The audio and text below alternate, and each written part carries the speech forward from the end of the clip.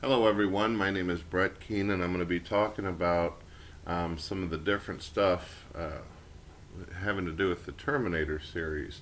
As some of you know, there's going to be a new movie out there called Terminator 4, Terminator Salvation, that stars Christian Bale as John O'Connor.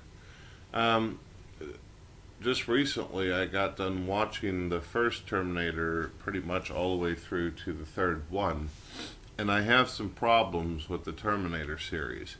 As some of you know, according to the story of Terminator, a guy named Kyle Reese, who is best friends with John O'Connor of the future, returns into the past, and the story makes us assume that because of his sexual encounter with his best friend's mother in the past, that somehow he got her pregnant so she would have the John O'Connor guy of the future. I know it's kind of hard to make any kind of sense of that, but that's what the story tries to entail. It's kind of an interesting twist.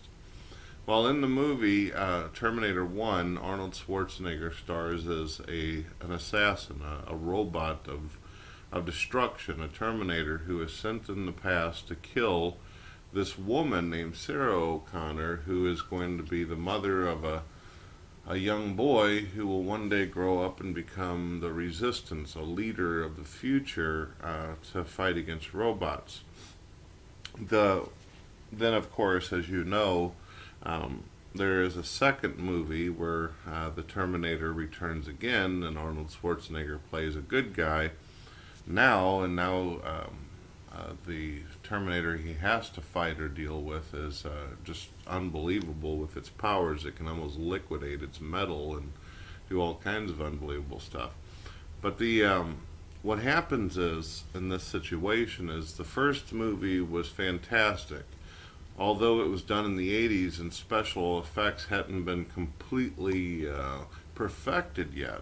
So the first movie had its problems, as you'll remember when Arnold Schwarzenegger was removing his own eye and cutting open his own arm. It looked pretty fake. One had to use their imagination. However, in part two, bigger budget, more time put into it, and Arnold Schwarzenegger and special effects, such as him cutting his own arm open in the second one, looked much more real. Blood spill and such. Okay, well the problem is that in the second movie they have I believe her name is Samantha Hamilton. Is that it?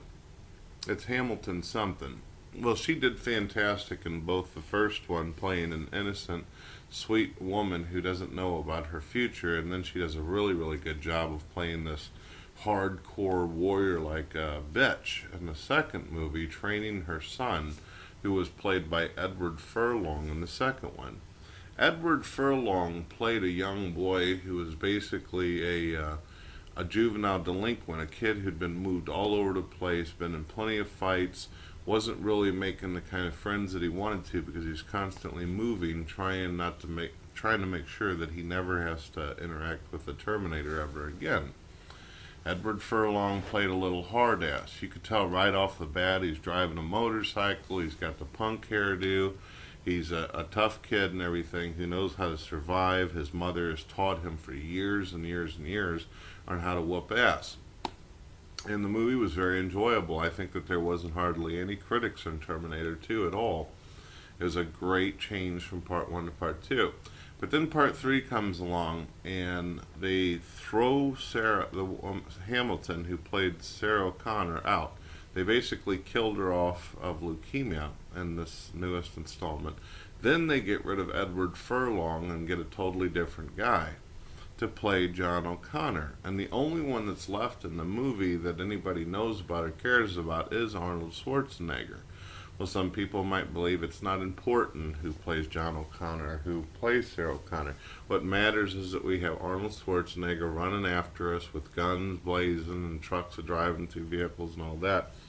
I don't agree. I think that Sarah Hamilton's part, as well as Edward Furlong's part, helped us move along in the story. It helped us care about the people that the Terminator was chasing.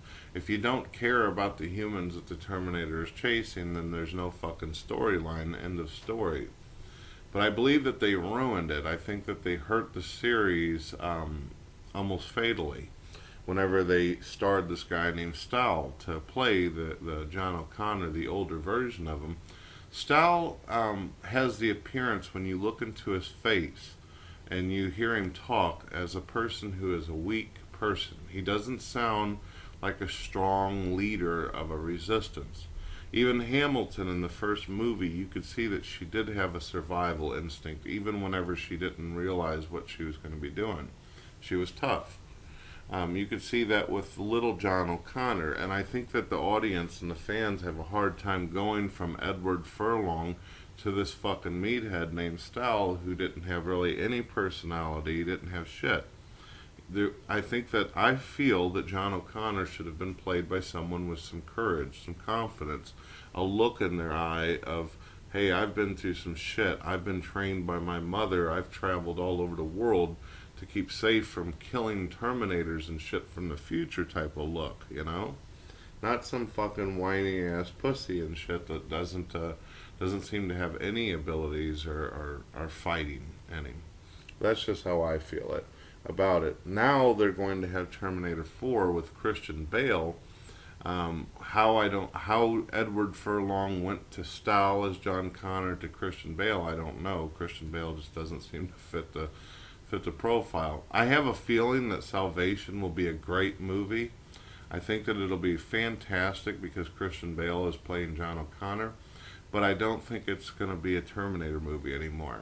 You probably will going, wow, what does that mean? It's kind of like Metallica. They were a great band. Now they do okay kind of shit. That's kind of like how I see how the Terminator series is going to get. And I don't think anybody really gives a fuck about the future setting of the Terminator. It's always been about the guy who's running away, the guy who's trying to change time. See, there was more to the Terminator series than just robots. It was time travel. It was seeing people grow into what they are. I don't know if people are going to be as concerned about the next phase of this shit where it's all set in the future. I don't know. That's just me. What do you think, hon? I kind of agree with you. I definitely agree with you on the characters, the human characters that they had portraying John Connor and his mom and all that. Yeah. Well, I think that they should have either stuck with Eddie Furlong, or they should have picked somebody who was very close to his demeanor, very close to his look. Because you do have to have a certain kind of look, especially after dealing with all that John Connor had to deal with up to that point in his life.